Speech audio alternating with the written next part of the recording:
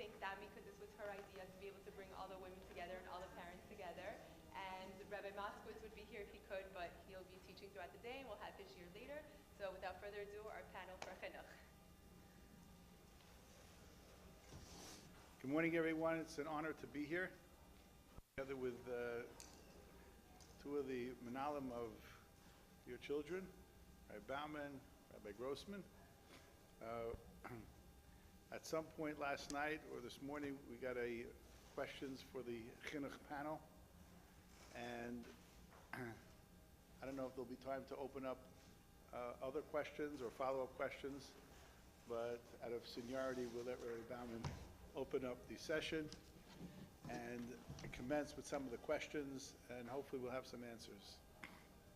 Okay, thank you. Good morning. Thank you, Mrs. Koppel, for organizing this. Thank you all for coming. Just one word of housekeeping. Rabbi Ephraim Palgan is not well. He should have a refuah shlema. That's why he was not able to come. Rabbi Grossman is barely doing better, but he joined us this morning. Thank you for coming out for us. Okay, so we'll start with the question, which is number one on the list. I don't know if there's any particular order to these questions. Okay, a topic that would interest me and perhaps others is how to raise your child in this age of technology, phones, internet, etc. A Torah perspective on the matter would be very illuminating.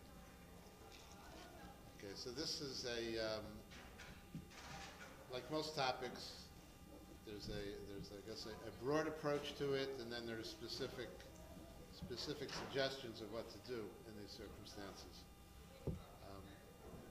Obviously, leading a Torah lifestyle and raising children to appreciate and be passionate about the Torah lifestyle requires not only excitement about Yiddishkeit, excitement about what we're doing, Torah, mitzvos,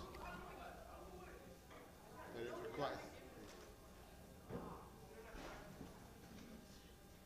it requires protection. It requires us to sort of circle the wagons in some respect and to build a fortress to keep out the influences that human beings fall prey to very, very quickly.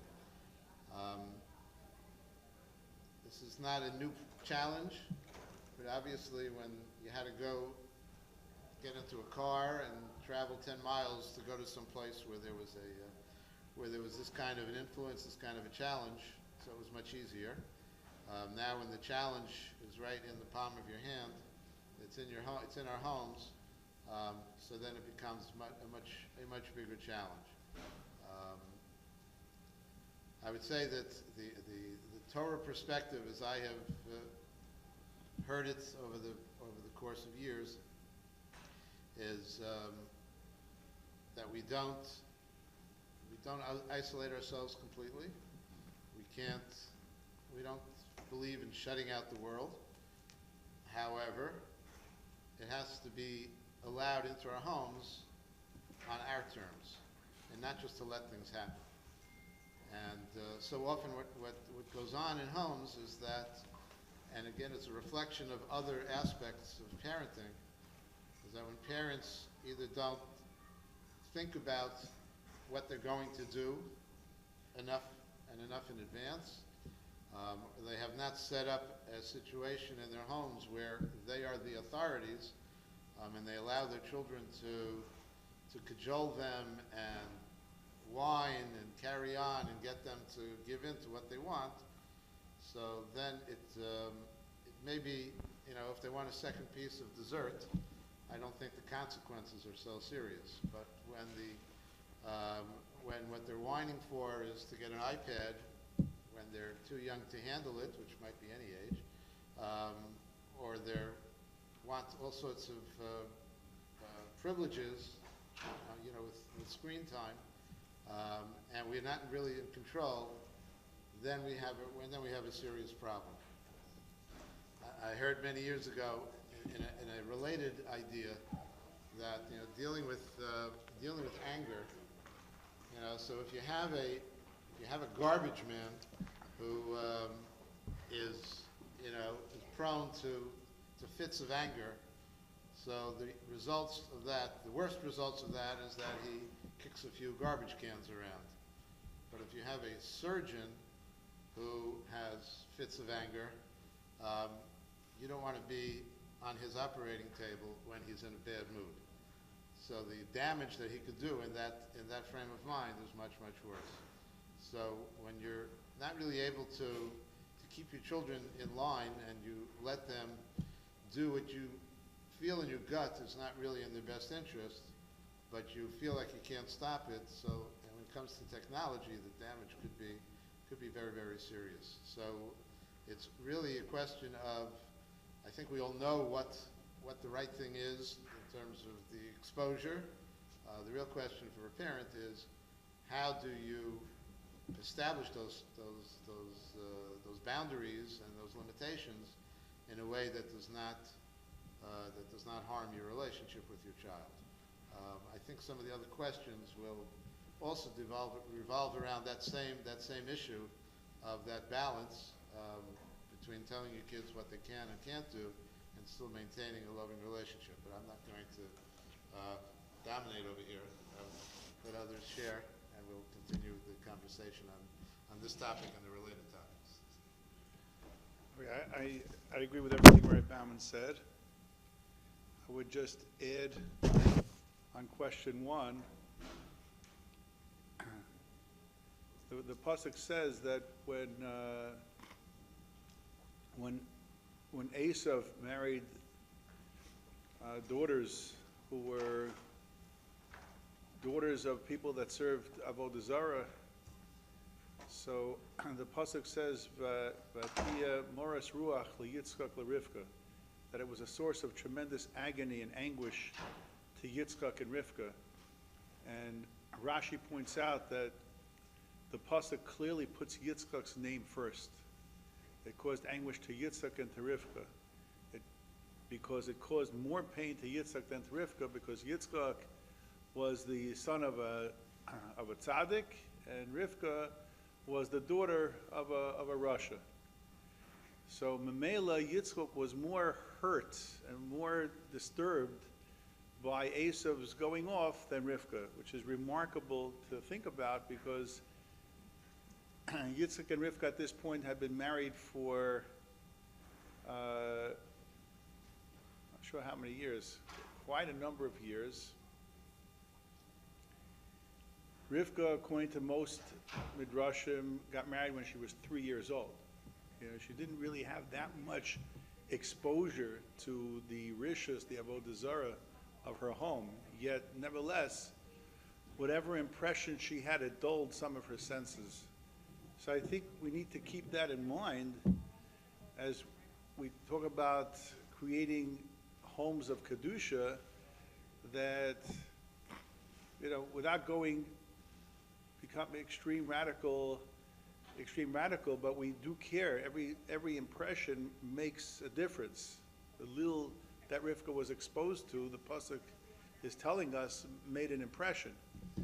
So that being said, I'm spending most of my time in the high school in Beis Medrash.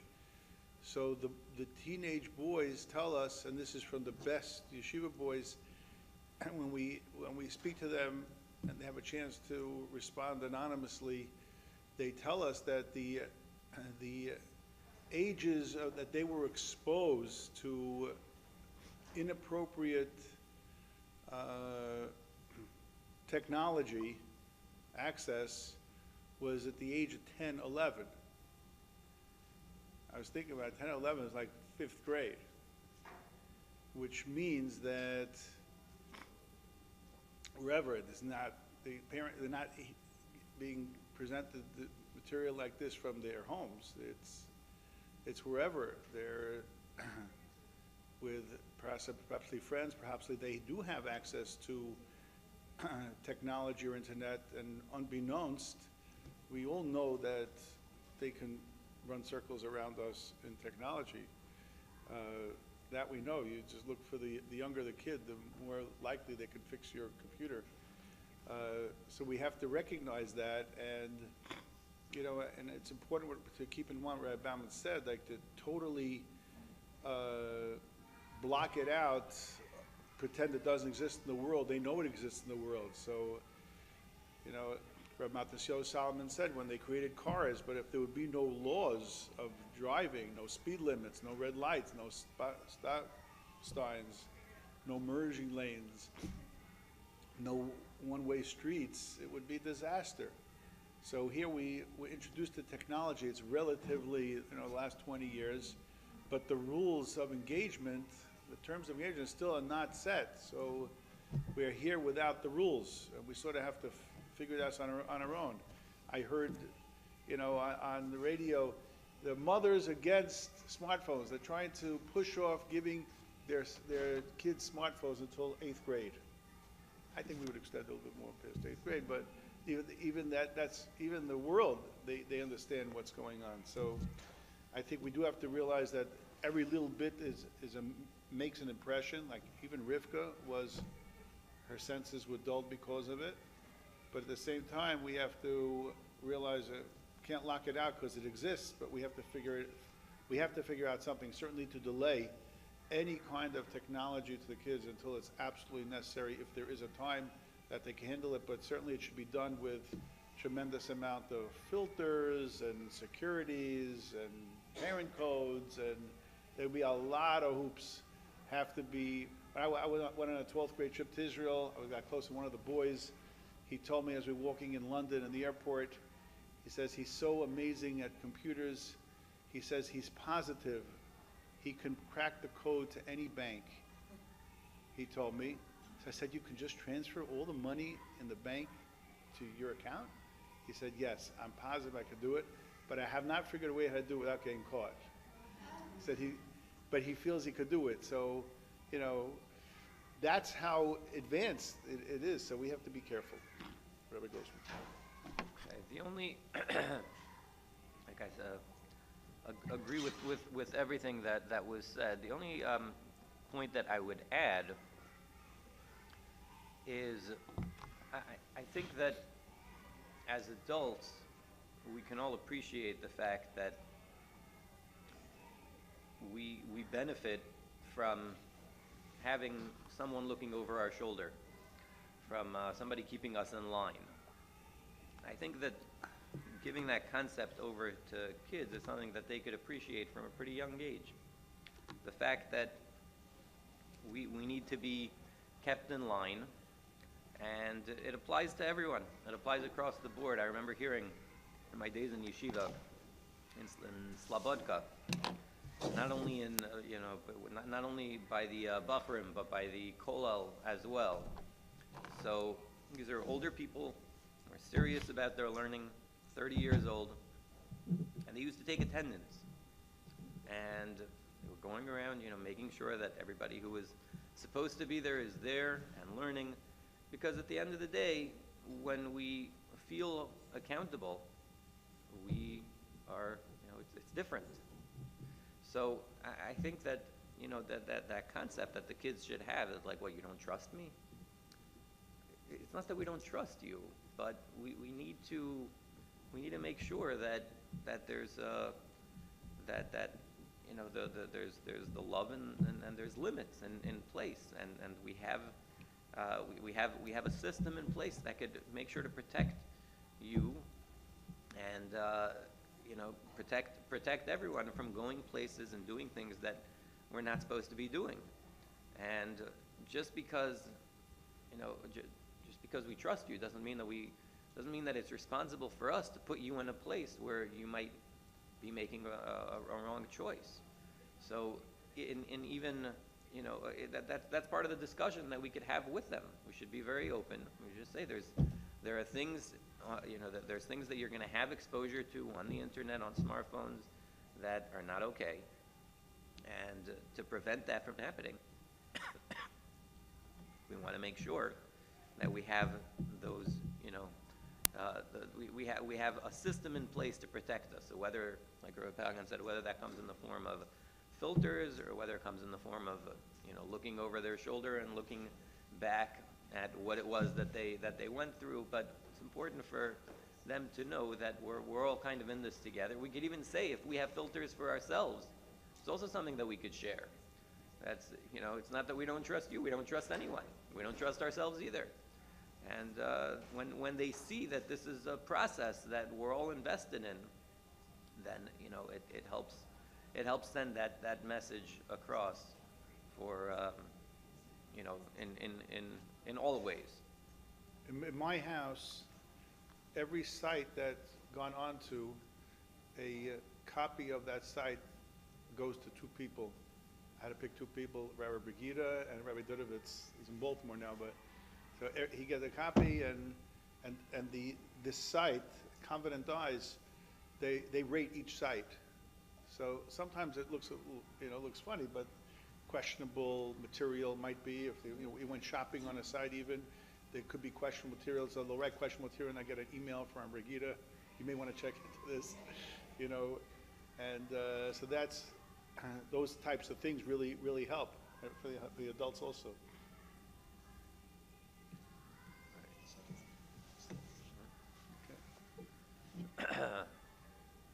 An issue I struggle with is the perceived unfairness amongst siblings, and what is right for one is not always right for the other.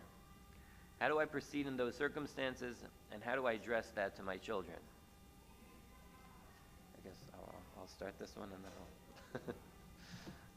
I'll... Okay, so there's a lot of ways of tackling this particular challenge. I had a friend who was a Rebbe.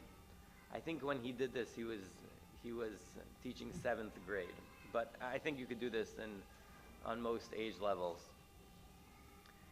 Towards the beginning of the school year, like a week in to the school year, he would basically ask the smallest and the largest boy in the class to each come up to the front of the room. So, in 7th grade, you could have quite a diversity of the sizes of the kids in the class. And he used to have each of them come to the front of the room with jackets, with their jacket. And then he asked them to trade. And obviously it was comical. The little one is like drowning, he's like swimming in this huge jacket. And the big guy is like trying to squeeze his arms in. And it was funny, everybody had a good laugh.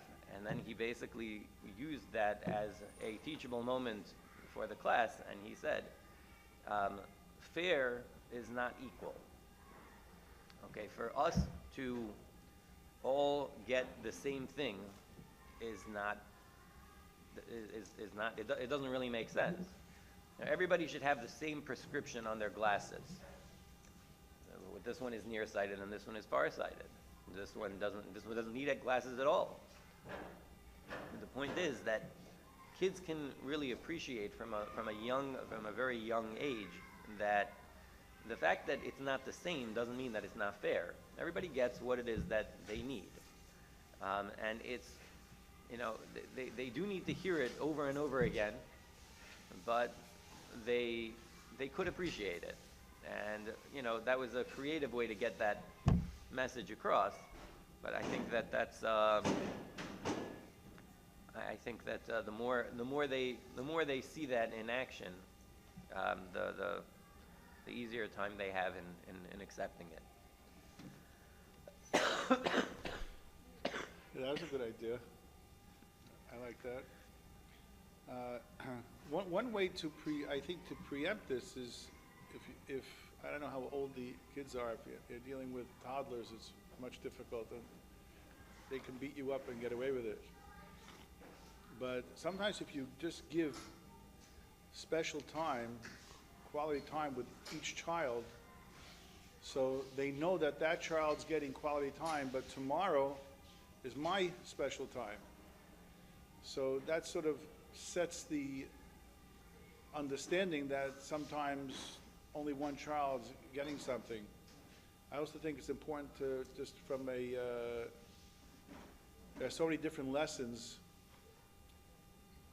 we could just learn from the Torah, like the brothers thought Yosef was getting extra attention, it says there was a little bit of kinna, obviously on the very, very small, minute, that maybe we wouldn't even recognize it, but the brothers felt that Yosef was out to get them. They paskined he's chayiv misa. They paskined he was to be put to death. And according to the Mefarshim, the brothers were never chastised for their belief and subsequent judgment against Yosef, because the kinna, the jealousy that they felt, was imperceivable to the human. Even to the brothers, who clearly were great people, they were Nevi'im, and they could not perceive jealousy. What they saw, they were obligated to paskin on. And the Farshim do go through what it is that, it was motivated by some kinna, but they couldn't perceive it. But they were wrong, but that's not what they were held accountable for. So I think it's important for the kids they just go through the parshias and you say over, wow, these great people, they made a mistake. They should see, sometimes they'll see that, one of their siblings getting something and you think it's terrible, but the other Shvatim also thought it was terrible, but they were wrong. So sometimes maybe it could be jealousy. You never know. You just throw it out there at the Shabbos table, not in the middle of a fight. Then all these speeches don't work in the middle of a fight. They throw you out. So I think that's helped us. A special time, and just bringing up stories in Tanakh, where mistakes happen. Even happened afterwards when Yosef came down to Mitzrayim. So after Yaakov died, when Yaakov was there in Mitzrayim, they all ate together. It says all the Shvatim, one big happy family, Yaakov and Yosef and all the brothers, a reunion. It must have been so beautiful. But it says after Yaakov died, so the brothers thought that now Yosef was going to kill them again, to take revenge. What happened? Because after Yaakov died, Yosef stopped inviting them to the palace. So they thought, oh, Yaakov died, now he's angry at us again. So Taka, it's a good question. Why didn't Yosef invite them to the palace anymore after Yaakov died? So the Mefarshim say because when Yaakov was alive, Yaakov sat at the head. He's the father. But after Yaakov died, who's going to sit at the head of the table? Reuven is the Bachar, Yehuda is the Melech. They had all these questions. But really they should have sat at the head, but Yosef couldn't allow them to sit at the head because he was the Melech. It would be considered a disgrace to Mitzrayim as the Melech not sit at the head. But if he would sit at the head, he would insult his brothers. It wouldn't be proper covered, so therefore he couldn't invite them. Okay? So it looks like he hated them, but they were wrong. They were wrong again. Second time. So you see, we point out from the parasha, well, you can make mistakes. Great people can make mistakes. So you're a very good, you guys are very good. Make sure you don't make any mistakes. That's all. Right now, and now you have to say everything we didn't think of. Going last is the hardest. That's why I'm sitting in the middle. Because everything that you heard was certainly correct and appropriate. The Torah tells us, it says that Vayar Hashem Yisnua Leah. Hashem saw that Leah was hated. And she was the second wife to Yaakov. Rachel was the favorite wife, and Leah was the second favorite wife. A pasuk or two before, it says that Yaakov loved Rachel more than Leah. But then, right after that, it says that Hashem saw that Leah was hated.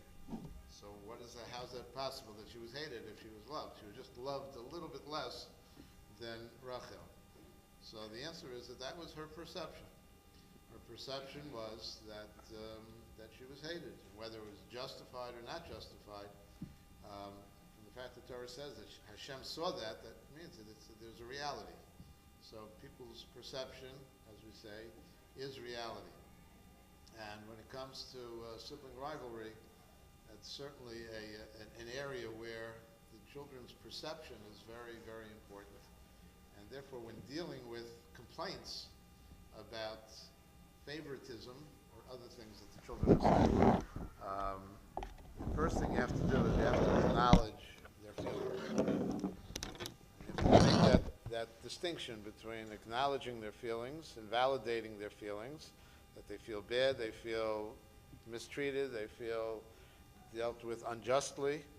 So the feeling is legitimate, but the complaint may not be legitimate because there was no intent to favor one or the other. There was no intent to do any harm to the second or third or seventh sibling. So you can't just give in to that.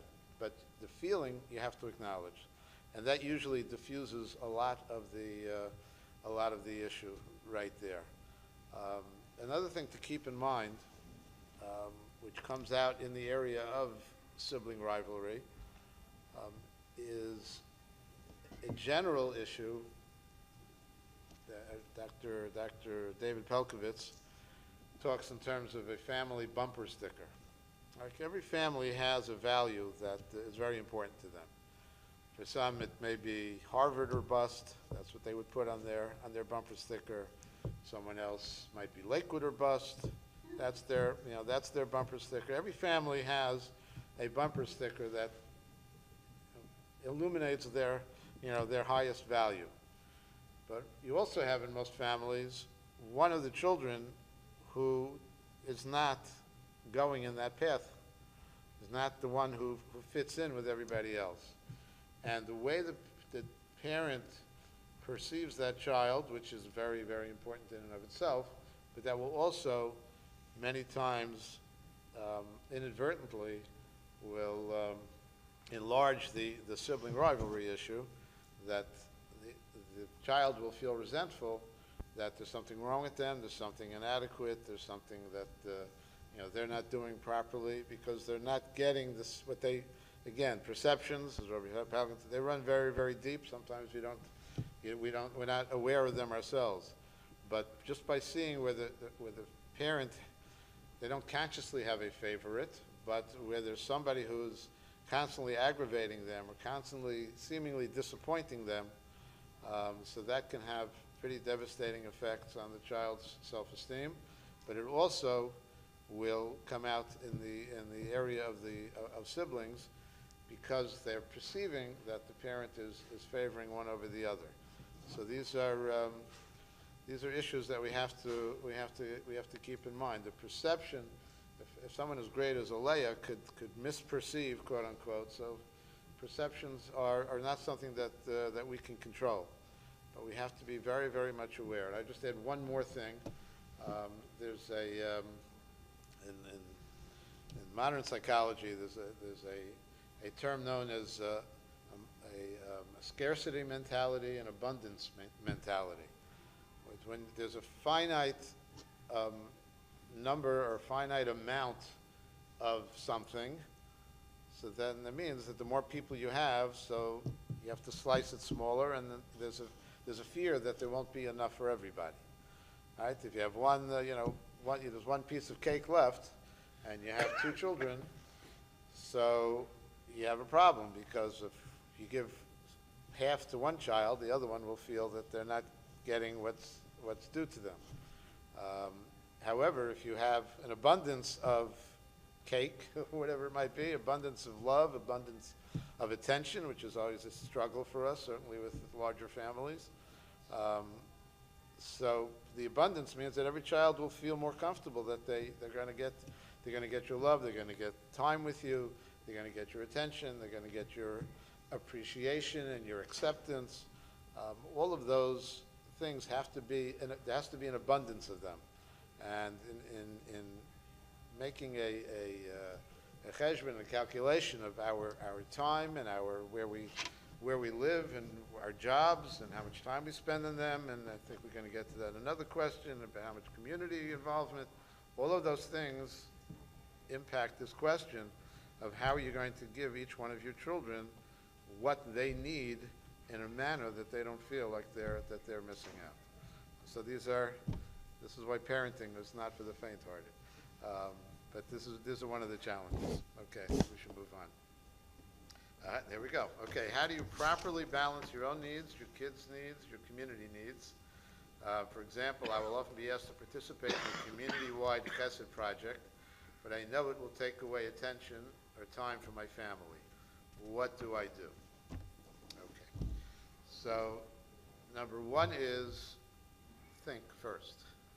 Don't allow yourself to be pressured, whether the pressure is, heavy duty pressure, high-handed pressure, being made to feel guilty, or an appeal to, well, you're such a tzedekah, so of course you're going to do this. Whatever tactic is being used, just stop and think. Okay? You have to balance what your needs are, your family's needs, versus the need for a chesed project. The Chavetz Chaim says that every family has to, they say every couple really should spend at least, I don't say how much time, but at least once a week they have to sit and think about what they're doing with their children, about their children. Are we spending enough time? Are we spending enough time on a daily basis, weekly basis, monthly basis? What do we do with them? What about this issue that came? Just have time to think about it, because if you just go one day to the next, we'll blunder into situations, and whatever, the squeaky wheel, gets the attention. If somebody's coming, your neighbor's in charge of some chesed project, and she needs you, 2 nights in a row to come out, but your kids are struggling with their homework, or somebody's, you got some issue, and you really want to spend time, but you can't. So you have to know what can you do and what can't you do, and getting involved in different projects. Think about how's that going to impact my child. If it's something that I can do at 9 o'clock at night after they're asleep, and it won't wipe me out, and I'll be able to do it, and I do it when I'm able to, fine. But if it's something that's going to take me away from the time during a time that the kids need me, that should be obvious, but these are all the things that we have to think about, and the priorities have to be based upon really deep thinking, because you're not going to see it. You're not going to see the instant results. Maybe some children are very articulate and very open about what is bothering them, but most children are not like that, because they don't even know what's bothering them. They just know that something is bothering them, and you have to be very insightful into your children and into your whole situation to know how you deal with that. So I guess what I'm saying is that the balance has to really come from thinking about it, from taking the time to think about it, and trust I think you can trust your own instincts and your own thought process to be able to come up with a balance. And obviously a decision you make when you have 2 children under the age of 5 is not going to be the same decision you're going to make when you have, Yitzhak and 6 kids from ages 3 to 20. So this you have to balance.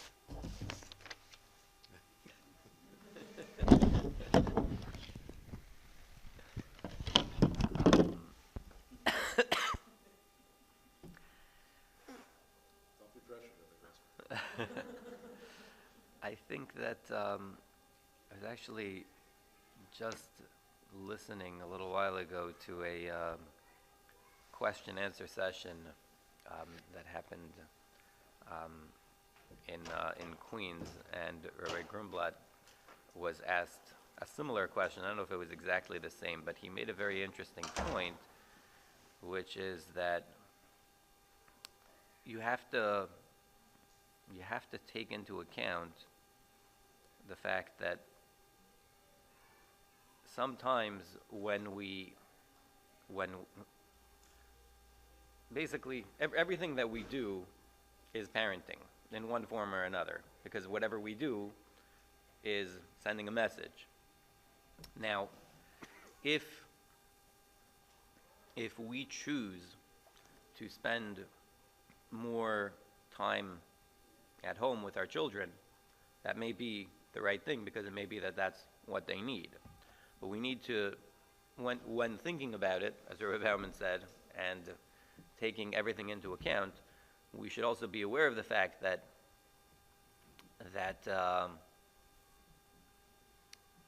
our children see what it is that we get involved with. So if our children see that we're getting involved with chesed projects, that also sends a message. And sends a message that even though it is at the expense of my time, and sometimes maybe even at the expense of some of the time that I'd be able to spend with my children, but that also sends a message to the children which can be a valuable lesson to them. In other words, yes, the fact that I'm involved in this community project right now maybe will take some of the time that I would have otherwise have been able to spend with you. But that's not always a bad thing. In other words, built into the fact that we're making the decision to do that is the fact that we're showing our children the value that we place in chesed.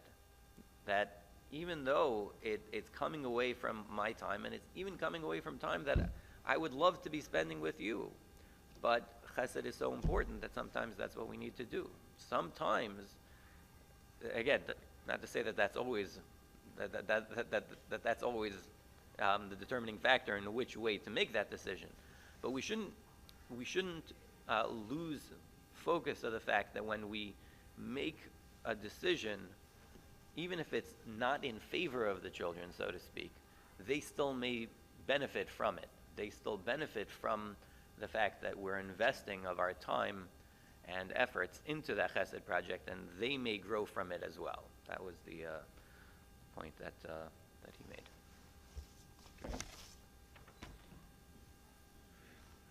Just a few quick thoughts on this. Firstly, we do hold very much of family time. Just a note from the Psukim, when there was a famine in Eretz Yisrael, Eretz Canaan, so Yaakov sent all the brothers down to Mitzrayim to get food. And they all asked. Yaakov used to learn in yeshiva. He used to learn with all his boys. He was training them to be the future leaders.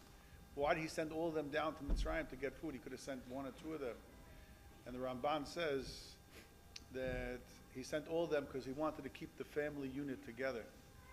So I think there's a lesson to be gleaned from that we really do need to give, put a premium on the family time. That is a very important piece to the puzzle. I know the question is how to balance it all, but the first component to balance is just to assign values. So it is a tremendous value, the family time. I love what Rabbi Grossman said, that everything we do or don't do makes an impression. So, you know, when we're relaxing at home and there's a, meshulach at the door, and we're not in the mood, I think the kids will see how you deal with that. We have to be careful because the kids are picking up on it. So I think that's very important. That has to be treated with tremendous respect. Even if you can't get the door, you have to think through how do we not answer the door for someone who needs our help. Tell them to come back a different time, or at least sound regretful that we can't get the door now. There's something private going on. I think the children need to learn the idea of meiser. Meiser of our money, we give to tzedakah, but meiser of our time, we give to tzedakah also, to chesed. So I think they need to be included into the process, get them involved with, campaigns so that they could feel part of it. I remember when I was first married, one of my rebbeim, there was some kind of malava malka that was going on, and one of my rebbeim came over to me and said, this is not being recorded, is it? That my wife told one of my rebbeim that I'm just never home. So my rebbe said, your wife says you're never home. I said, that's ridiculous. I'm always home. So he told me, let me give you an insight into marriage. It makes no difference if you're always home, if your wife thinks you're never home. And it makes no difference if you're never home, if your wife thinks you're always home.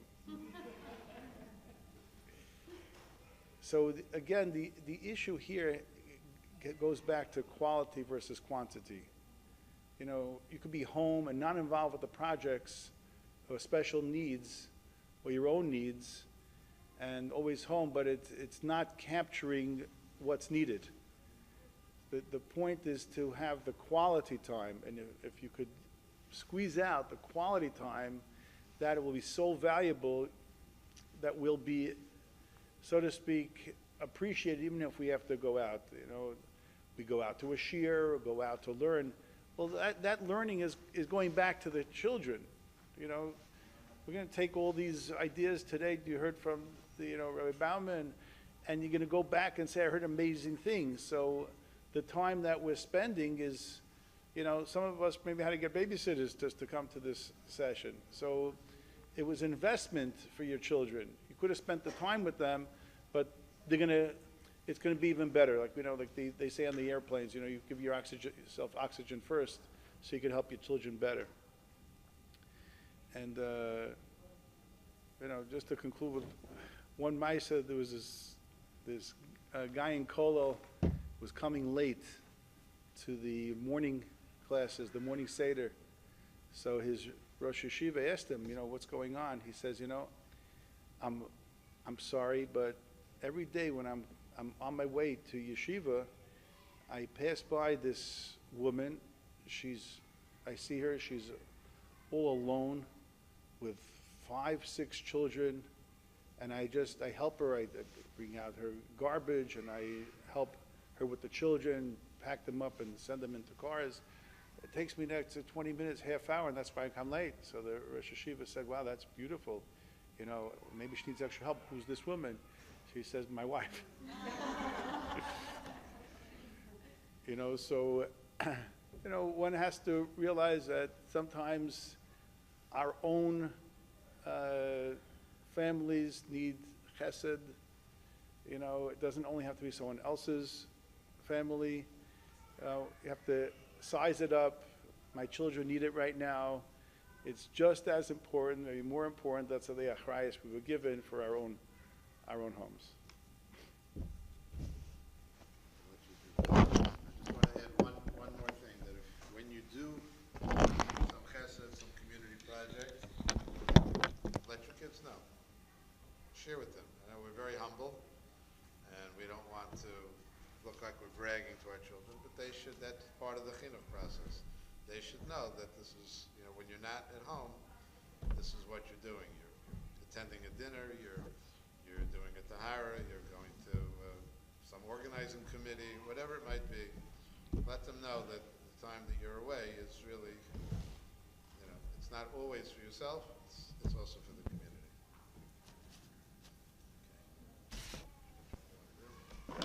I'll go in order. Start the next one. Okay. I don't know the timetable, but we're winding down. As Rabbi Mansour appropriately pointed out, those of you that may have been there, he spoke at our Sephardic initiative, it is more important to raise parents than to raise children. What is the one advice you would give parents to better themselves? What is the one? We're going to hear more than one advice over here.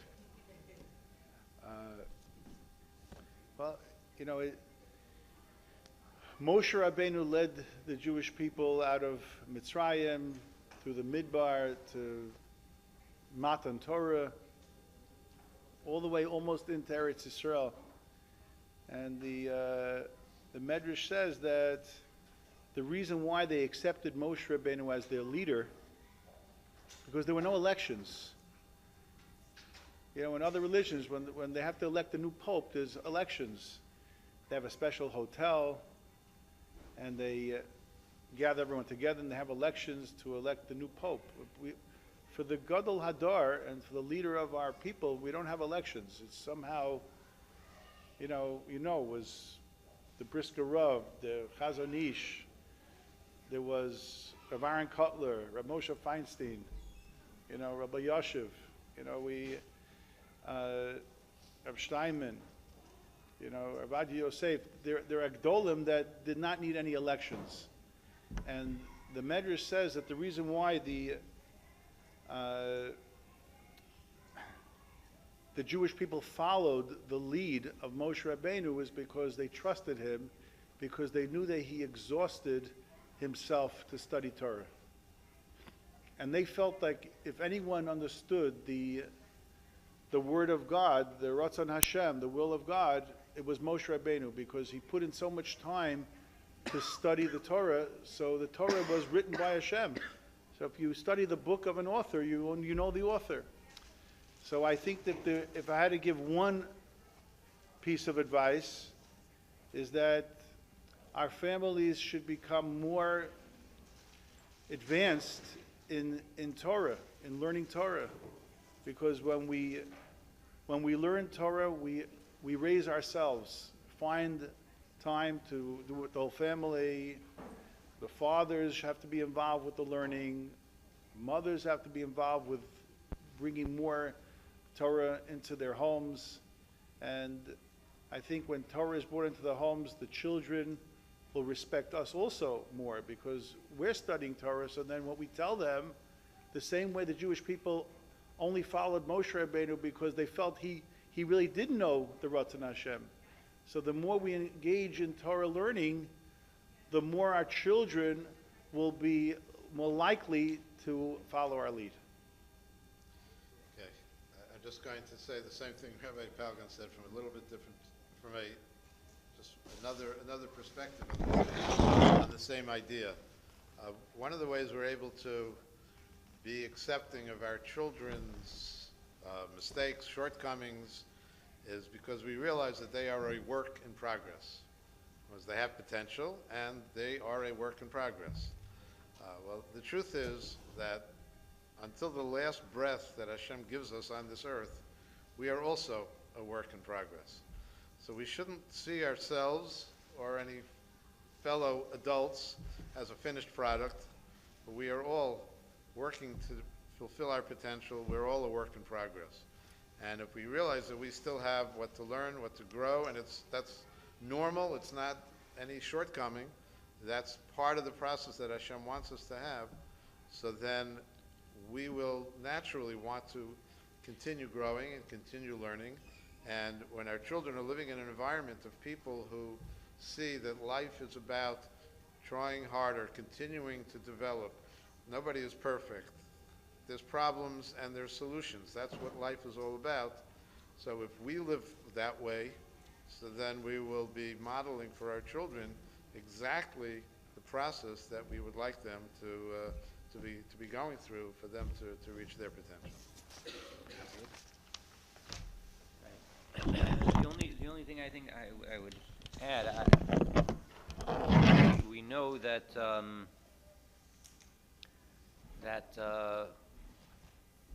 learning Torah in general is that's the book, the handbook that we got from HaKadosh Baruch Hu as far as making ourselves better.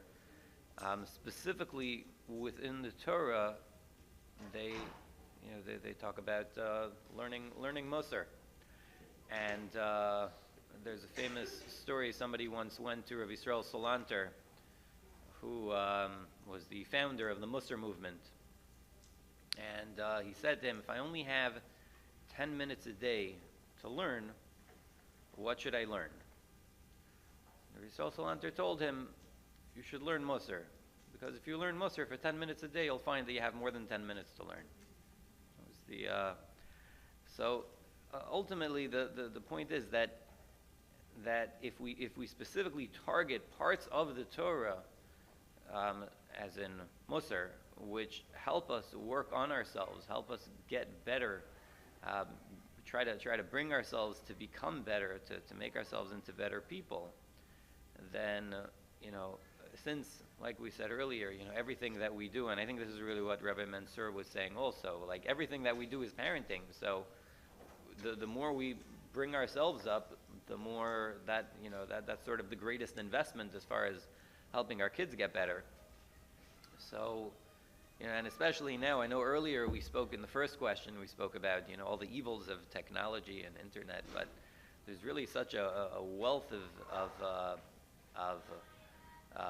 shiurim and different things that you can access now on the internet, that in a certain sense, just like there's challenges that come, but there's, it's easier than ever to access shiurim and just different types of Torah thoughts, Musar thoughts, that it's never been so easy as it is now, and to hear from great people who could be inspiring, and sort of take those tools and try to help make ourselves as good as we can be.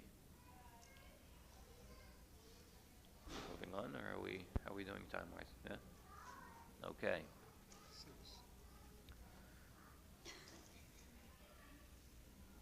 6, yeah.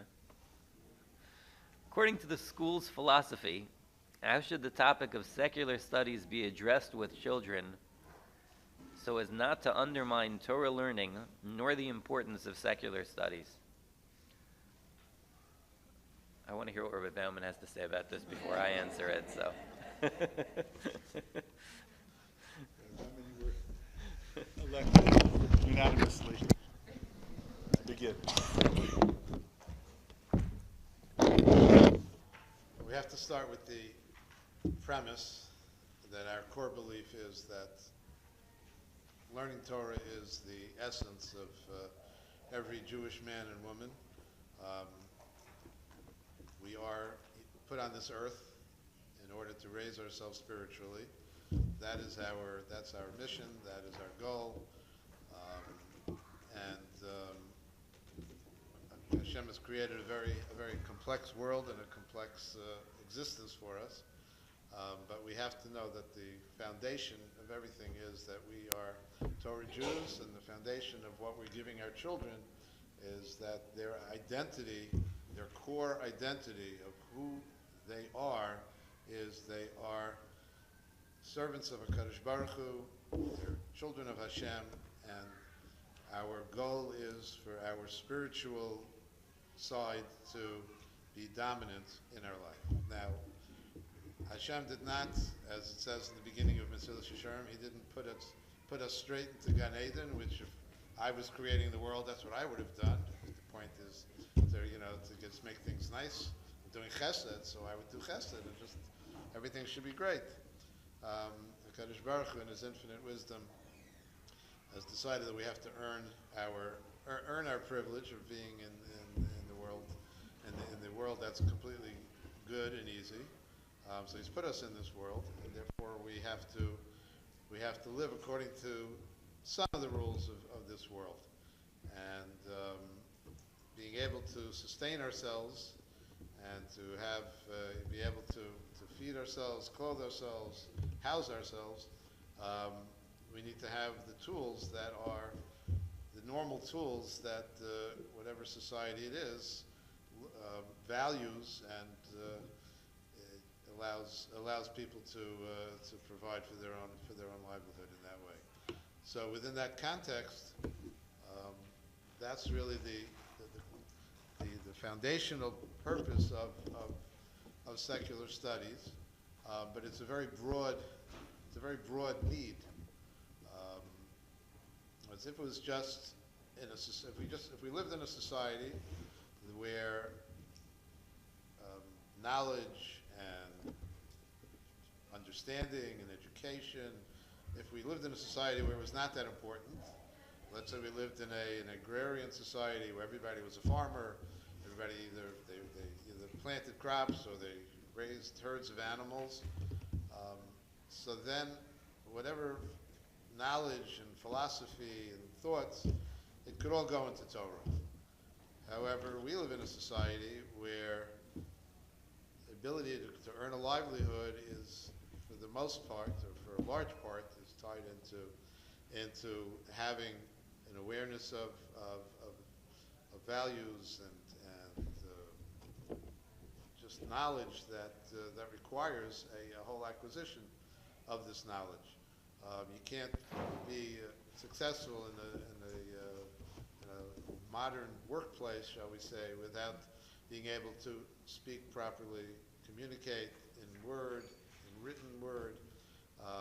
That requires extensive education and training to be able to speak properly, develop a vocabulary, be able to read, be able to write appropriately.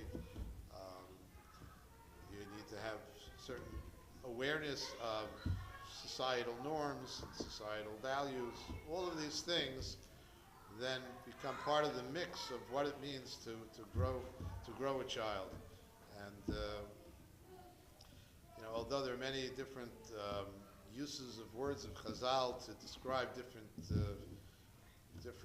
value systems in modern day, and there's a system known as Torah Derech Eretz, which is the Rav Shem Shmuel Hirsch, when he lived in the times of the Reform movement in Germany. It's already 200 years ago that he rose to prominence to fight this thinking, and his thinking was Torah, and it's with, you add on to it, Derech Eretz, which is loosely defined as all the things you need in order to be able to function within society. It identifies a certain particular way of looking at things. I'm not sure that the yeshivas would say that that's our philosophy, but it's, in a general sense, that is the philosophy, that Torah is the foundation, and the secular studies are something that we need to round out the ability of the children to function successfully within the modern society. So just to answer that, I haven't answered the question. I think the topic should not undermine the Torah study, the Torah learning, nor the importance of secular studies. I think we have to tell the children that not only is Derech Eretz, the Torah should be with Derech Eretz, but the Derech Eretz that the rabbis speak about is also that it's Kadma l'Torah. Derech Eretz, Kadma l'Torah, that same idea that prior to being a Torah personality, you have to be a mensch. And being a mensch in our society means that you have this secular studies. And I would say that one of the things that we do, at least in our yeshiva, which may not be true of other yeshivas, is that we really, our educators all work together. We don't have, one set of standards for behaving, when you're in the Limudei Kodesh subjects, and then a different standard when you're with the English teachers. That we certainly don't agree with, although that seems to be a de facto situation in some yeshivas, because we believe in developing a mensch. And a mensch is not a mensch half of the day. A mensch is a mensch all the time. And that's something that's extremely important. The children get that message from us. I believe that we, something as basic as children are taught to stand up when any adult walks into the classroom. That's because, like we saw before, even with a great person like Leah, when you have relative values of love, she perceives that she is hated. So certainly children, you tell them this person is like, you got to stand up like this, and the other person, stand up like this, so that the person who's second tier is not important. So the children are taught that everybody is important. As they get older, they'll get a more sophisticated, nuanced understanding of what we value. But at this point, they have to feel that they have to strive for excellence in whatever they're doing, because that's building up the core mensch. And I'm supposed to learn this. Give it over to you. I love that comment Rabbi Bauman was talking about the Derech Eretz extending the whole day. It reminded me when I was in 7th grade, so my manal, Rabbi Elias Schwartz, Zichron Levracha, Parasemis Kamenetz in New York, he used to quote his Rebbe, Reb Shraga Feivel Middlovich, used to say, don't be a 12-hour Torah learning Jew, be a 24-hour-a-day Torah living Jew. He used to say that all the time. That's very, very prominent. Secular studies, we hold, the Mishnah says, hafoch ba v'hafoch ba v'kula ba. If you search into the Torah, everything is in the Torah. Mathematics and science, everything is there. And even in Esha Torah, they come out with all these codes and all these proofs, and to thousands of species, and the Torah was able to tell you that you'll never find a fish that has these types of characteristics without these, fins without scales, and they keep finding new species of fish. So how is it possible, unless the person who wrote it was the author and the creator of the world, to know? So a lot of times secular studies can enhance the emunah of a child. There's one class, one of the ninth grade Rebekah is teaching math and Torah. This is advanced mathematics, trigonometry, pi, past my expertise, and they take every week a section of Gemara, and then from that section of Gemara they show them the formulas that the Gemaras were using to figure out Erevin, Sukkah, Rosh Hashanah, how to calculate the new moon and the solar system. It's remarkable, and only you have to have it.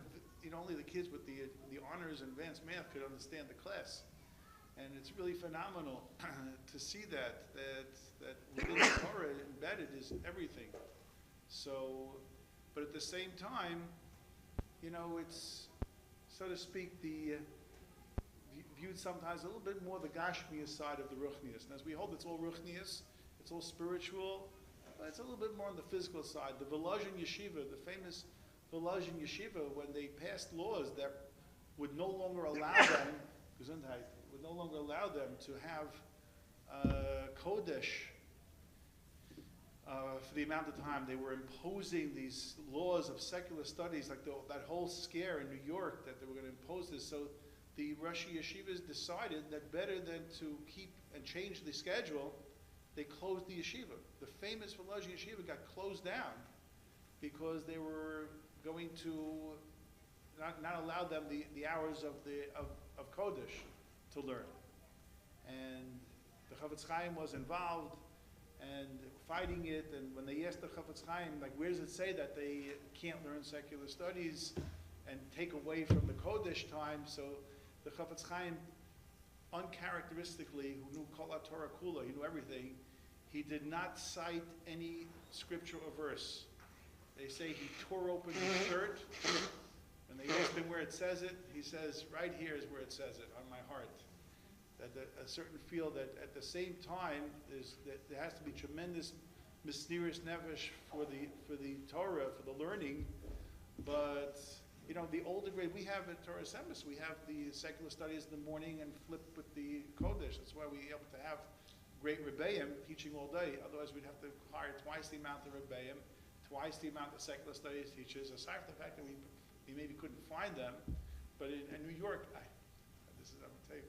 In New York, you never get away with this.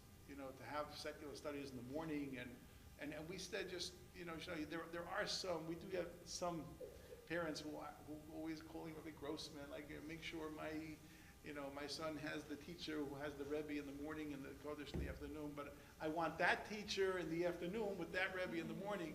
It gets very complicated. But through fifth grade, we sort of get away with it. We really prefer not. If we could afford it, maybe we just have all the Kodesh in the morning to sort of set the tone. When the boys are fresh, they're learning. But at the same time, we give a tremendous amount of credence to it, like Rabbi Bauman said, to be knowledgeable in the world at large. And, we also believe, I heard from someone very close to me, a very sad story. Just the Rebbe walked in.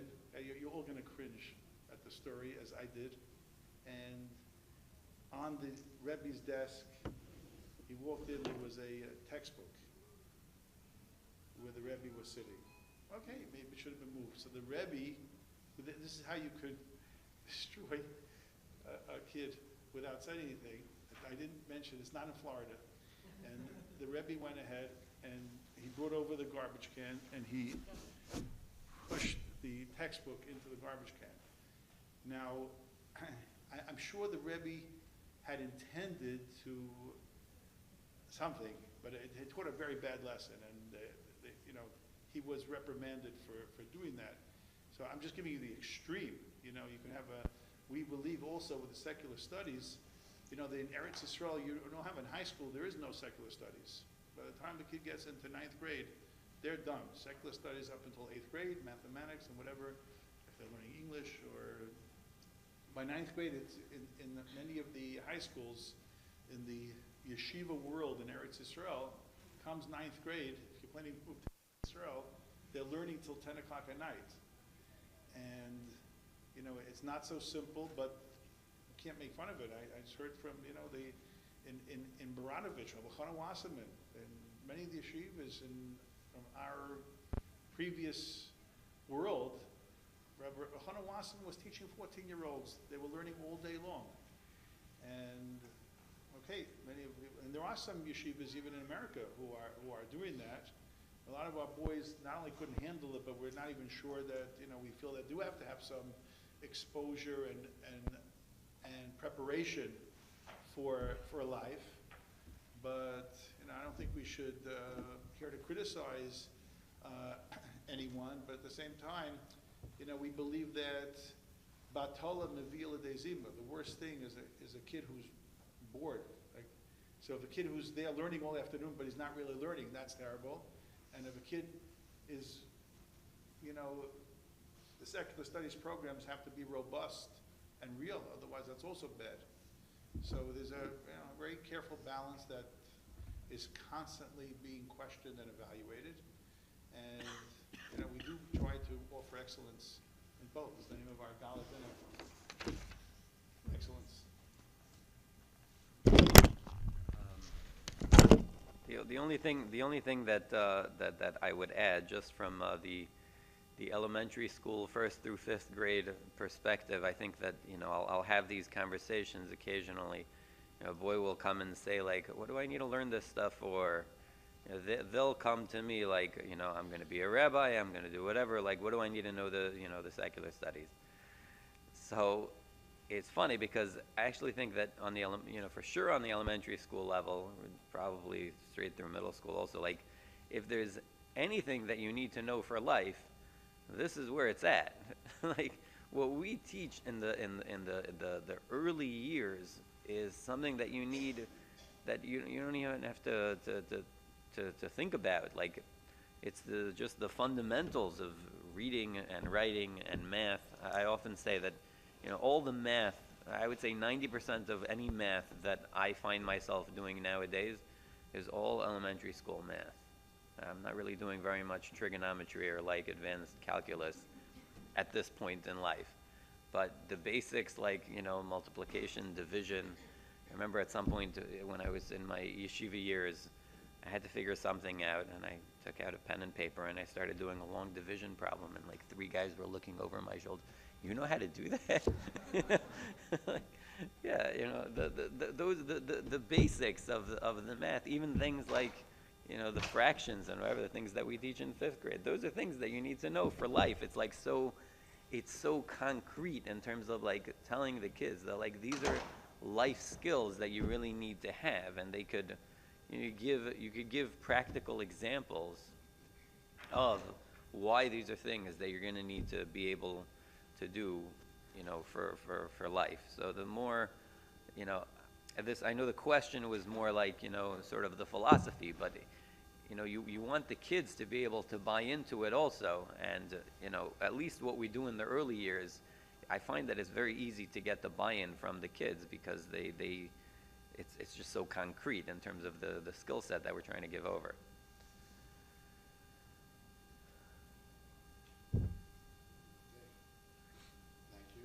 Thank you very much, everyone. Thank you. You're a very, very well-behaved audience.